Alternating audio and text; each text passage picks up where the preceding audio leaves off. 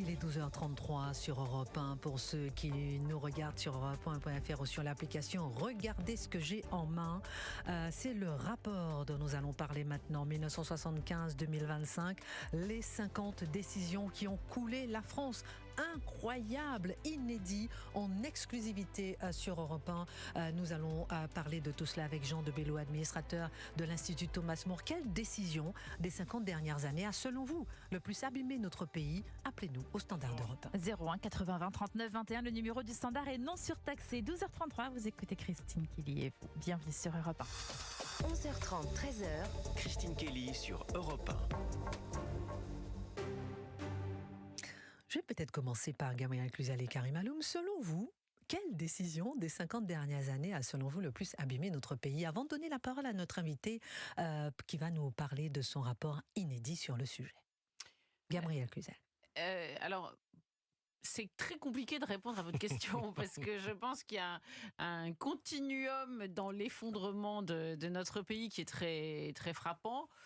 Moi, je vais vous dire, il y a quand même un sujet qui me semble être la matrice de beaucoup de nos problèmes aujourd'hui. Alors, il est plurifactoriel lui aussi, hein, mais c'est l'ouverture de nos frontières et l'immigration. Voilà. Et pour moi, il y a une dissolution.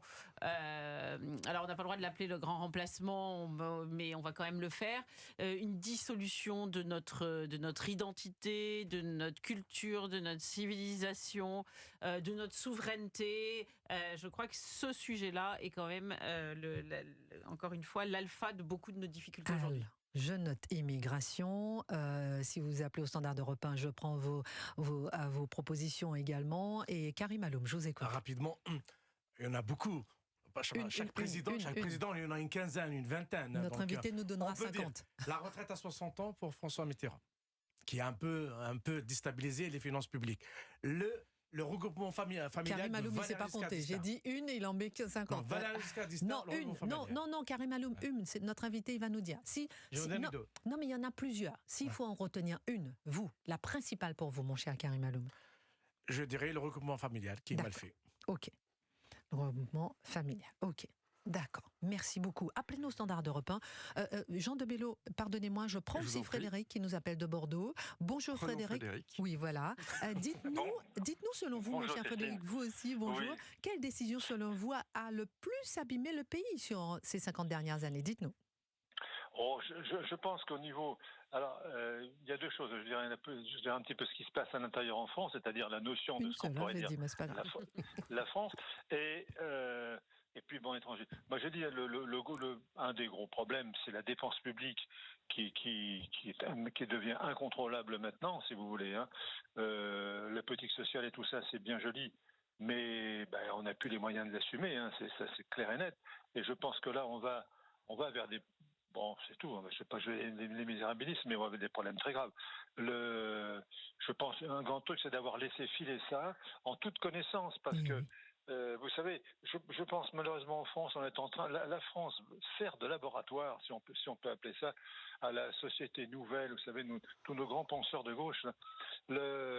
Donc on se sert de ce pays pour voilà, vous savez, on est le nouveau Robespierre, le nouveau. Regardez M. Mélenchon, regardez, tout le monde se prend pour. En tout cas, je retiens, mon cher Frédéric, parce qu'on va donner la parole à notre intervenant, mon cher Frédéric qui nous appelait de Bordeaux. Je retiens pour vous la dépense publique. D'accord ? La dépense publique. Ok. Merci beaucoup pour votre appel. Restez à l'écoute sur Europe 1, même si on vous a plus en ligne, mon cher Frédéric. On va écouter maintenant notre intervenant, Jean de Bello. Vous êtes administrateur de l'Institut Thomas More. Vous avez été journaliste pendant 21 ans. Vous avez notamment été rédacteur en chef des Échos, directeur de la rédaction du Figaro, avant de devenir vice-président de l'Euro RSCG. Depuis 2007, vous dirigez le cabinet Aria Partners, lobbying, communication sensible, accompagnement stratégique. Et vous dites appartenir... J'ai l'impression d'être à mon enterrement et qu'on raconte un peu ma vie. Mais c'est très gentil. En fait, vous savez quoi ? C'est pas gentil. Non, c'est pas gentil. C'est pas gentil. Non, c'est juste pour les auditeurs d'Europe 1 pour savoir qui parle. Vous avez parfaitement raison. Savoir qui parle. Il faut savoir qui parle. Je retire ce que j'ai dit. C'est pour les auditeurs savoir un peu qui parle. Voilà, parce que c'est pas... Si c'est moi qui dis oui, voilà, c'est pas grave. Mais vous avez de l'expérience. Et on a envie... Et vous êtes penché sur la question. Voilà. Oui, je me suis penché sur la question, je crois, oui. Alors, dites-nous d'abord pourquoi avoir fait ce rapport, Jean de Bello. Alors, d'abord, merci beaucoup de me recevoir, de recevoir en quelque sorte l'équipe qui a fabriqué ce rapport. On est une vingtaine d'experts autour de Jean-Thomas Le Sueur, Tariq Dali, moi-même, avec la tutelle de Charles Millon. Pourquoi on a fait ce rapport ? Et à qui est-il destiné dans un deuxième temps ? À qui est-il destiné ? La situation du pays, elle est aujourd'hui gravissime. Sur le plan économique et financier, sur le plan de la sécurité intérieure, sur l'absence de projet politique. Parce qu'on voit bien que la construction européenne qu'on nous décrit depuis 30 ans comme étant notre projet, notre cap, se délite d'année en année et déstructure plutôt et l'idée européenne et les nations européennes plutôt que de construire l'Europe. Et enfin, il y a la question ontologique, celle qu'abordait Gabriel Cluzel tout à l'heure, avec un pays qui accueille une immigration très importante, peu formée, qui l'accueille très très mal, qui au fond la méprise, ne veut plus l'assimiler, et qui étouffe à la fois et l'économie et la culture du pays. Donc on a 4 enjeux massifs à traiter. Ce qu'il y a pour toute personne qui réfléchit un peu, on ne peut être qu'effaré par tous ces politiques qui préparent 2027, qui ont participé à la gestion des années et des décennies précédentes, et qui nous disent « Yaka, Faucon, je propose, je vais ». Mais face à la gravité de la situation, notre démarche a été de se dire quelles sont les raisons qui expliquent cette espèce d'effondrement ? Nous avons titré les mesures qui ont coulé la France de déclin que vivent les Français, qui causent une espèce de rancœur, de tristesse profonde à une proportion écrasante de Français. Et donc, on met sur la place publique une description des erreurs, une description d'un continuum d'erreurs. Et depuis 1975. Vous allez nous dire aussi pourquoi vous partez de 1975. On dira aussi pourquoi nous partons de 1975. Bien sûr, Christine, bien sûr. Et parce que nous pensons que pour proposer tout projet de redressement, il faut d'abord examiner les causes. Si vous avez une maison qui tombe, vous regardez quels sont les murs qui ne tiennent pas. Si vous reprenez une entreprise qui va mal, vous regardez les causes.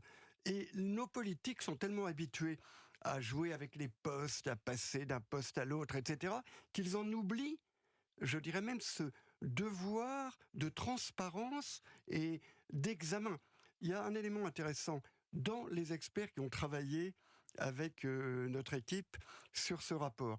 Il y a des gens qui ont participé de très près à certaines des mesures qu'ils dénoncent aujourd'hui, dont ils n'avaient pas la conscience que ces mesures et ces décisions constituaient des erreurs au moment où ils les ont prises.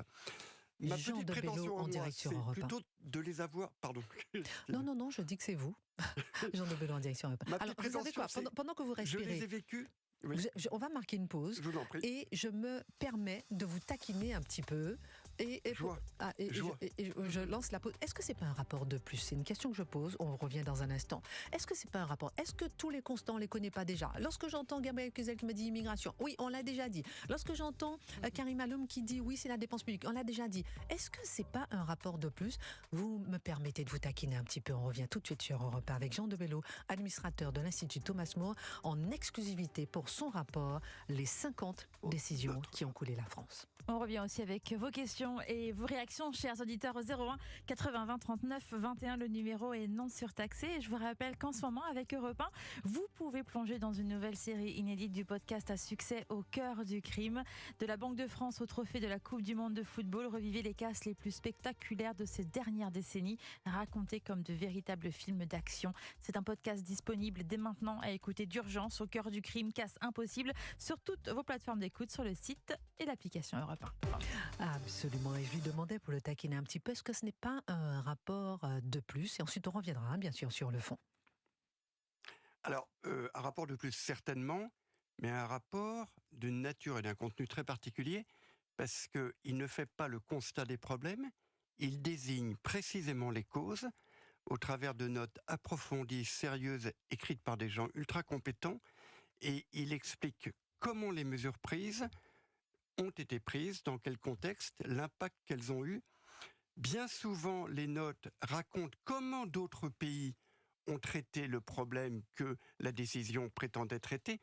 Parce qu'il y a un phénomène, il y a deux choses que je voudrais dire.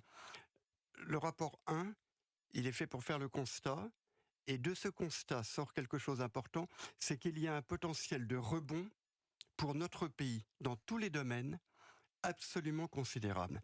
Et ça, je tiens à le dire, notamment pour les auditeurs les plus jeunes, parce que le pays n'est pas foutu. C'est important. Et si vous voulez, c'est presque à la mesure de ce cumul d'erreurs, d'aberrations, d'erreurs d'analyse, d'erreurs de décision, d'erreurs d'action, qui est la promesse d'un potentiel de rebond qui peut être assez colossal et que nous allons évidemment expliquer dans le rapport 2.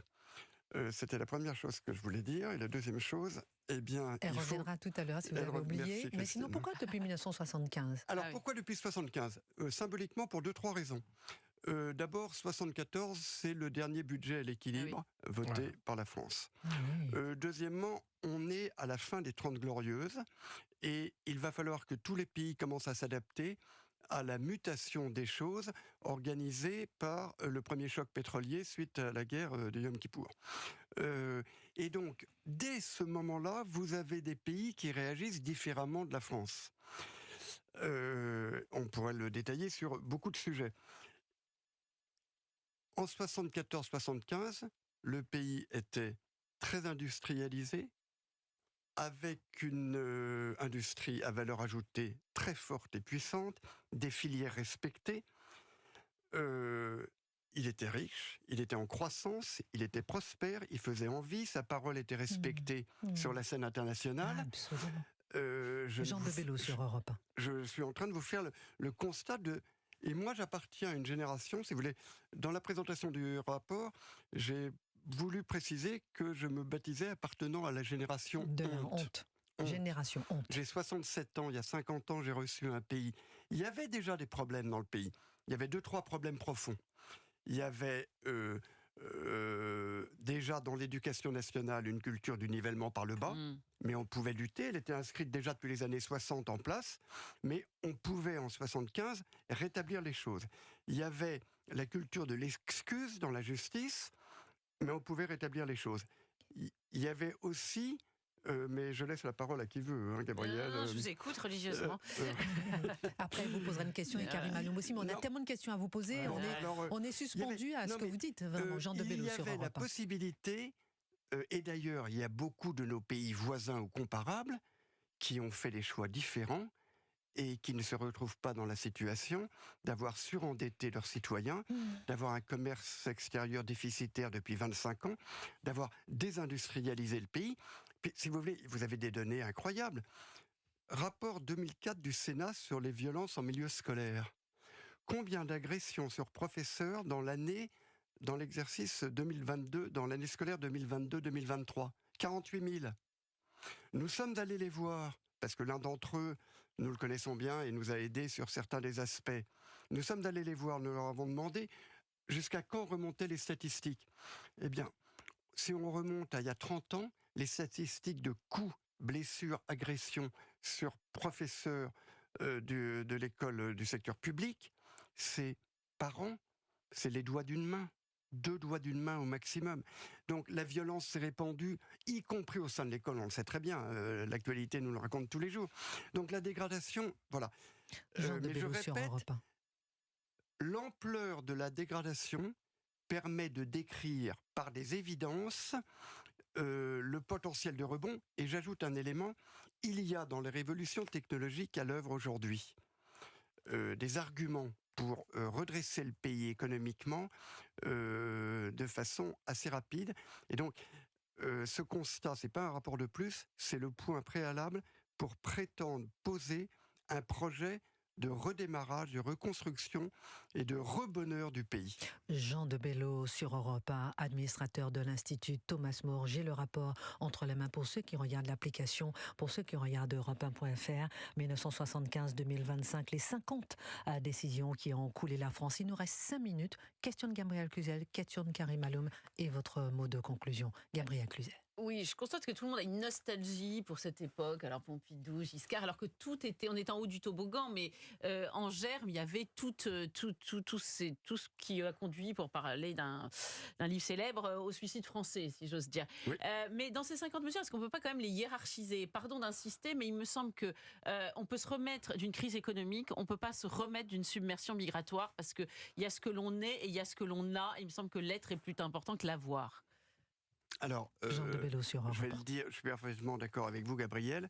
On peut toujours redresser l'économie d'un pays. Ça prend 5 ans, 10 ans, 25 ans, 30 ans. La Pologne, les pays de l'Est. Oui, c'est vrai. Certains pays se sont redressés économiquement, ça prend. Le vrai risque du pays, mais c'est ce que disait, comment s'appelle-t-il, l'ancien maire de Lyon, Gérard Collomb, ministre de l'Intérieur, sur le perron du ministère de l'Intérieur en partant. Le pays est divisé de l'intérieur, il est divisé de l'intérieur, communautarisé, et il est en passe de ne plus être un pays. Nous sommes d'accord. Et donc, il y a cette priorité-là qui est la première urgence, mais je crois profondément, Gabriel, que pour traiter cette première urgence, qui est de faire que le pays reste un pays, il faut absolument traiter l'économie pour que chacun retrouve un rôle flatteur, valorisant dans la société, l'espoir d'une vie matérielle meilleure, même si bien évidemment, à Thomas More, on sait bien que ce n'est pas la vie matérielle qui fait le bonheur, mais tout de même, vu la façon dont les choses se sont dégradées pour une proportion très importante de nos concitoyens dans les 40 dernières années, il faut traiter effectivement le risque de fracturation du pays, de ne plus être un pays, mais la question économique, de réindustrialisation, de revalorisation des emplois, de la formation des jeunes, est à traiter, je dirais, c'est un outil de l'objectif principal que vous avez raison de qualifier et de signaler comme principal. Jean de Bello sur Europe 1 pour le rapport Les 50 décisions qui ont coulé la France 1975 à 2025 en exclusivité pour Europe 1. Question de Karim Aloum. Rapidement, en 1975, la France a décidé de faire appel ou de maintenir sa main-d'œuvre étrangère par le regroupement familial. Par contre, le Japon et d'autres pays ont décidé de robotiser. Le choix stratégique qui a été fait les années 70, parce qu'on dit 75, on peut aller jusqu'à les années 60, dès le début 70. On a voulu à tout prix maintenir une main-d'œuvre étrangère qui n'est pas très chère, que d'y aller dans la robotisation et surtout, en faisant ça, non seulement on a fait le regroupement familial, on a construit des quartiers devant partout, le micro, Karim, autour des grandes villes, aujourd'hui qui est un fléau et on voit beaucoup de choses qui se déroulent dans ces quartiers. Mais nous sommes parfaitement d'accord que ça a été un continuum de décisions mauvaises et désastreuses pour les intéressés, pour les gens entassés, pour les gens au fond méprisés. Parce que l'un des grands drames, et de plus en plus aujourd'hui, les gens qu'on a accueillis il y a 40 ans, qu'on a un peu entassés en banlieue, dans des zones pas très agréables, etc. Mais aujourd'hui, on continue d'accueillir des gens. Moi, je vis à Paris depuis très longtemps. J'habitais à République jusqu'à il y a quelques mois. Le nombre de gens qui dorment et qui vivent dans la rue toute saison ne cesse d'augmenter.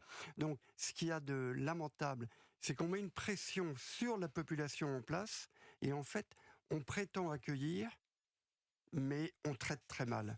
On n'en a plus les moyens. Et donc, c'est la double sanction pour tout le monde. Pour les gens qui accueillent et qui s'essoufflent, et pour les gens qui viennent et qui sont en réalité, il y a beaucoup de mépris. Et il y a des sous-jobs. Quand vous voyez, on accueille des gens dans des sous-jobs où ils sont très très maltraités. Jean de Bello sur Europe 1, administrateur de l'Institut Thomas More. Le mot de la fin, peut-être pour terminer, peut-être un mot d'espoir. Alors, je dis, à 67 ans, vous dites appartenir, je cite, à la génération honte, celle qui a hérité à la mort de Georges Pompidou d'un pays heureux, dynamique, respecté, prometteur, qui a vu et compris où le pays sombrait du fait de l'accumulation historique de décisions néfastes, mais sans parvenir à les éviter. Un mot d'espoir, peut-être. Alors, un mot d'espoir, si vous voulez. Pourquoi j'ai écrit ça dans ma petite présentation, c'est que chacune de ces décisions, quand j'étais journaliste ou quand j'étais conseil d'entreprise, je les ai vues et je les ai ressenties comme un coup de poignard pour l'intérêt de mon pays, de mes enfants, de mes petits-enfants, des gens qu'on aime, etc. Je répète, le cumul de décisions contre l'intérêt du pays est tel à créer segment par segment, dans l'éducation nationale, dans la sécurité, dans la justice, dans l'aménagement du territoire, évidemment dans la politique économique, de tels amoncellements d'aberrations, d'argent gaspillé. Vous avez, le chiffre est connu, enfin il n'est pas connu parce qu'il n'est pas connu des services de l'État. Vous avez à peu près 800 organismes qui font à peu près la même chose que les ministères. Il y a là un potentiel d'économie colossal et ailleurs. Donc, le redressement du pays, il est totalement possible à la mesure de l'ampleur des erreurs qui ont été commises dans les 50 dernières années.